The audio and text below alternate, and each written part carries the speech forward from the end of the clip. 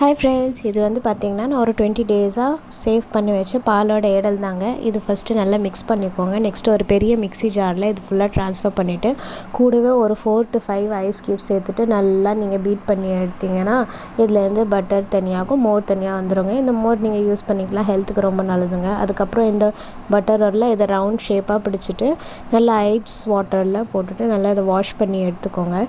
Next வந்து இந்த butter பால்ஸை medium ஹீட்டான கடாயில் வந்து சேர்த்துக்கோங்க. என்னோடய கடாய் வந்து ரொம்ப ஹீட்டாக இருந்தால் பாருங்கள் இந்த மாதிரி ஆயிடுச்சு. நீங்கள் இந்த மாதிரி மிஸ்டேக் செய்யாதீங்க. நெக்ஸ்ட்டு இது வந்து நல்லா மிக்ஸ் பண்ணிகிட்டே இருங்க. மிக்ஸ் பண்ணிவிட்டு ஒரு 10 to 15 மினிட்ஸ் இந்த நுரை போகிற வரைக்கும் நல்லா மிக்ஸ் பண்ணிகிட்டே இருந்தீங்கன்னா இது வந்து கிளியராக டிரான்ஸ்பரண்ட்டாக இந்த மாதிரி கன்சிஸ்டன்சியில் வருங்க. தென் we can say that this is ready. இது வந்து கூல் ஆனதுக்கப்புறம் நல்லா ஃபில்டர் பண்ணி எடுத்துக்கோங்க. நம்மளோட ஹோம்மேட் கீ ப்ரிப்பேர்டுங்க.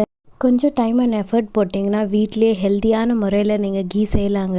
ப்ளீஸ் நீங்களும் ஒரு வாட்டி ட்ரை